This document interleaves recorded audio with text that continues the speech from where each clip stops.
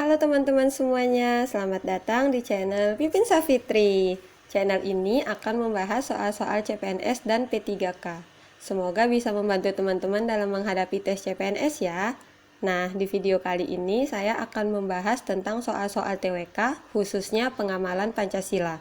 Oke, langsung saja kita bahas soal-soalnya ya. Nomor 1. Yohanes merupakan mahasiswa yang akan melanjutkan studinya di Pulau Jawa, khususnya di Universitas 11 Maret Surakarta. Setelah sampai di sana, selama beberapa hari ia mengalami perlakuan tidak menyenangkan berbalut rasisme sehingga membuatnya merasa bersedih.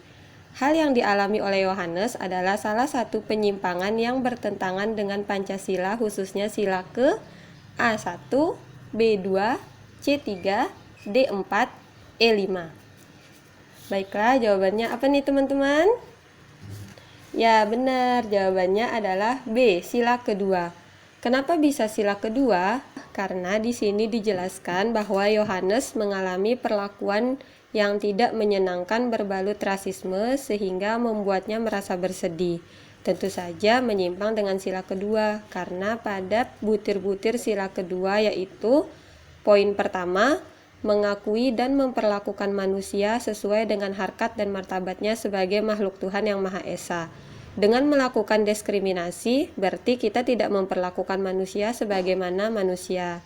Dan juga pada poin kedua, mengakui persamaan derajat, persamaan hak dan kewajiban asasi setiap manusia tanpa membeda-bedakan suku, keturunan, agama, kepercayaan, jenis kelamin, kedudukan, warna kulit, dan sebagainya.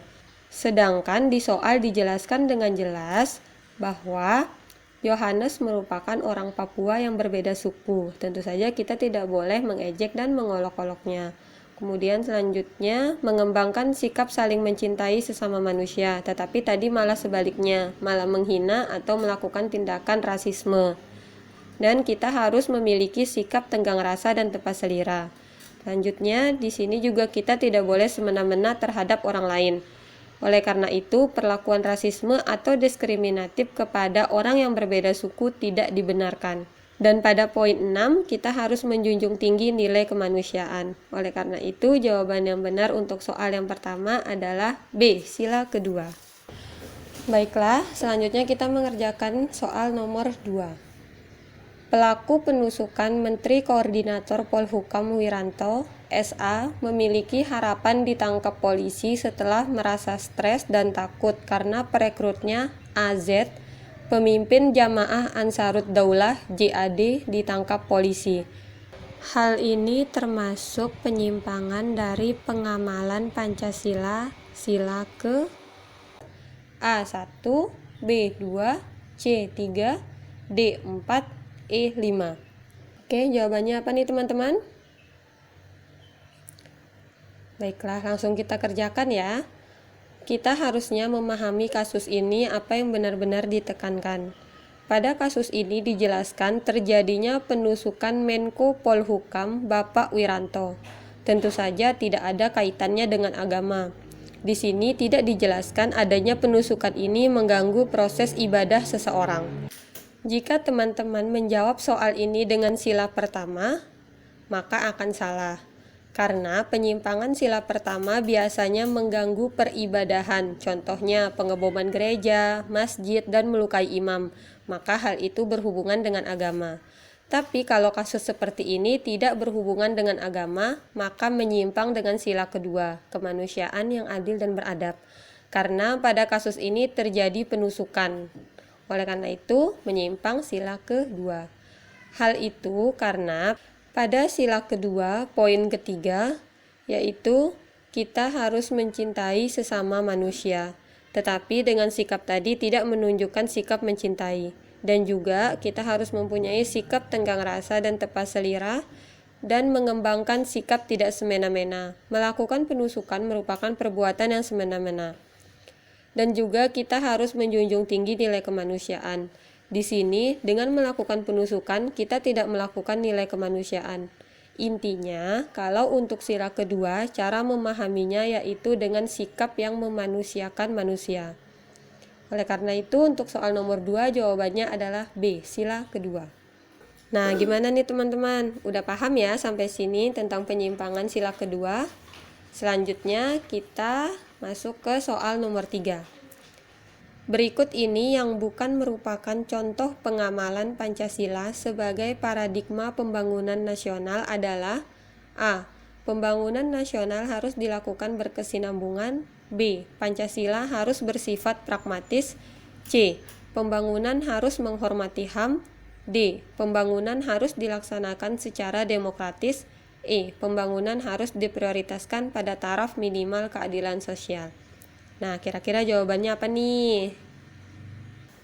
Di soal ini dijelaskan yang bukan merupakan contoh pengamalan Pancasila sebagai paradigma pembangunan nasional. Ingat ya, yang ditanya itu adalah yang bukan. Kita harus memahami terkait pembangunan nasional dan tujuan pengembangan nasional. Tentu saja jawaban yang benar di sini adalah yang B. Pancasila harus bersifat pragmatis. Mungkin ada beberapa di antara teman-teman yang tidak tahu dengan apa sih yang dimaksud dengan pragmatis. Pragmatis adalah hal-hal yang dilakukan secara praktis. Oleh karena itu, di sini menyangkut pembangunan nasional, yang dimana pembangunan nasional merupakan sesuatu yang besar dan serius, sehingga apabila Pancasila bersifat pragmatis tidak sesuai dengan pengamalan Pancasila dalam paradigma pembangunan. Oke, selanjutnya kita ke soal nomor 4. Sulaiman ikut dalam pemilihan kepala desa. Pada saat pemilihan, Sulaiman merasa diperlakukan tidak adil, sehingga dia dan simpatisannya melakukan mosi tidak percaya, demo, bahkan melakukan intimidasi terhadap panitia seperti meneror dan lain-lain agar mengubah keputusan panitia. Hal ini tidak akan terjadi apabila Sulaiman dan simpatisannya mengamalkan Pancasila sila ke A1, B2, C3, D4, E5. Oke, jawabannya apa ya? Baiklah, mari kita bahas. Di dalam soal ini, Sulaiman dan simpatisannya menyimpang dengan sila keempat, yaitu kerakyatan yang dipimpin oleh hikmat kebijaksanaan dalam permusyawaratan perwakilan. Kenapa hal tersebut bisa menyimpang dengan sila keempat? Karena di sini dijelaskan pada saat pemilihan, Pak Sulaiman dan simpatisannya merasa diperlakukan tidak adil, sehingga melakukan mosi tidak percaya, demo, bahkan melakukan intimidasi terhadap panitia seperti meneror dan lain-lain agar mengubah keputusan panitia. Pak Sulaiman di sini betul-betul menyimpang karena tidak mempercayai hasil keputusan dari sesuatu yang sudah dimusyawarahkan.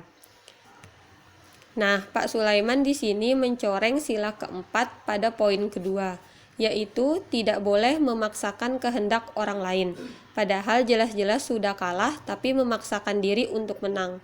Kemudian pada poin kelima, menghormati dan menjunjung tinggi setiap keputusan yang dicapai sebagai hasil musyawarah. Sedangkan tadi Pak Sulaiman tidak menerima hasil pemilihan padahal sudah jelas dimusyawarahkan. Kemudian sikap Pak Sulaiman ini juga menentang pada poin ke-6, yaitu dengan itikat baik dan rasa tanggung jawab menerima dan melaksanakan hasil keputusan musyawarah. Di sini, Pak Sulaiman tidak mau menerima hasil keputusan musyawarah dan malah melakukan demo. Oleh karena itu, sikap Pak Sulaiman bertentangan dengan sila keempat. Oke teman-teman, masih semangat ya? Kita lanjut ke soal nomor 5. Siska adalah bagian dari generasi milenial yang sangat suka menggunakan internet di waktu senggangnya. Suatu hari, Siska melihat sebuah berita yang menarik perhatiannya dan membagikannya di akun Facebook miliknya. Setelah beberapa hari, salah satu rekan kerja Siska mengirim pesan dan memberitahukan bahwa berita yang dibagikan Siska itu hoax dan bisa menyebabkan perpecahan, dan juga Siska terancam Undang-Undang ITE. Tindakan yang dilakukan Siska bertentangan dengan Pancasila, khususnya sila ke A1, B2, C3, D4, E5. Jawabannya apa ya? Oke, kita bahas ya teman-teman. Di soal ini dijelaskan bahwa Siska ini membagikan salah satu postingan di Facebooknya. Ternyata postingan tersebut adalah postingan yang hoax atau berita tidak benar. Jika kita melihat kasus ini, ternyata dengan membagikan informasi yang hoax tersebut dapat menyebabkan perpecahan. Menyebarkan hoax atau berita yang tidak benar menyimpang sila kedua. Kenapa bisa sila kedua? Karena tentu saja membagikan hoax itu merugikan orang lain.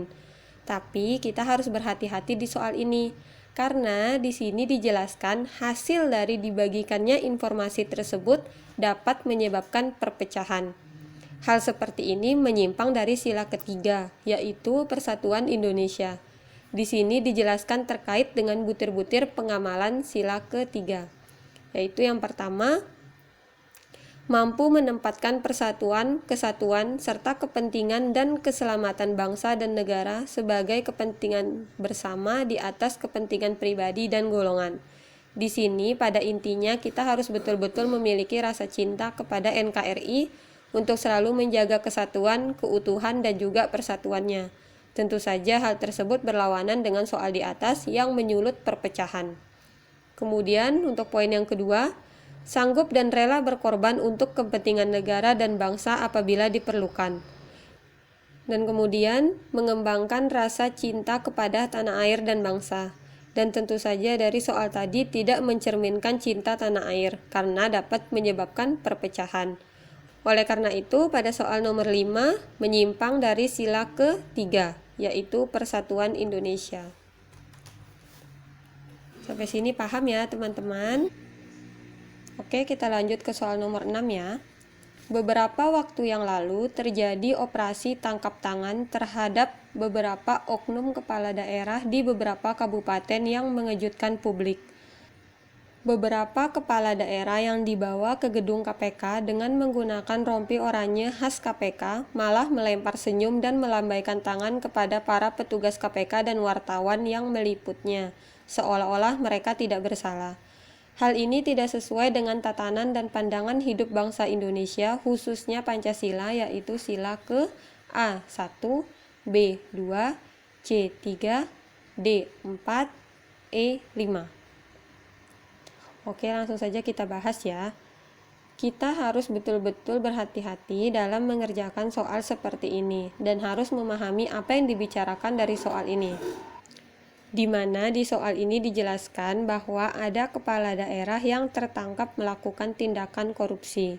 Setelah ditangkap dan mengenakan rompi oranye, para kepala daerah tersebut malah melempar senyum dan melambaikan tangan seolah-olah mereka tidak bersalah.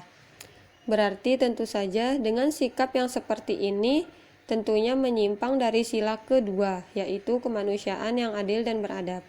Di mana walaupun terkait dengan kepala daerah, tapi di sini ditekankan ketika mereka tertangkap malah melempar senyum dan melambaikan tangan seolah-olah mereka tidak bersalah. Itu semua merupakan tindakan yang tidak manusiawi. Jadi kita harus berhati-hati. Kalau terkait dengan kepala daerah, bisa menyimpang dari sila keempat, karena menyangkut kepemimpinan. Tapi bisa juga karena di soal ini kasusnya korupsi dan merugikan negara Indonesia secara menyeluruh, maka bisa juga penyimpangan dengan sila kelima.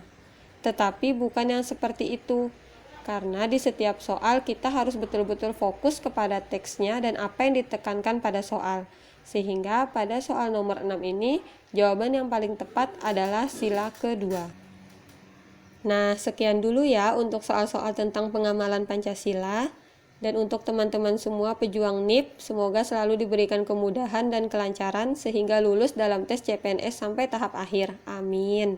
Jangan lupa like, komen, dan subscribe channel ini supaya saya semangat untuk upload video-video lainnya. Terima kasih telah menonton. Bye-bye.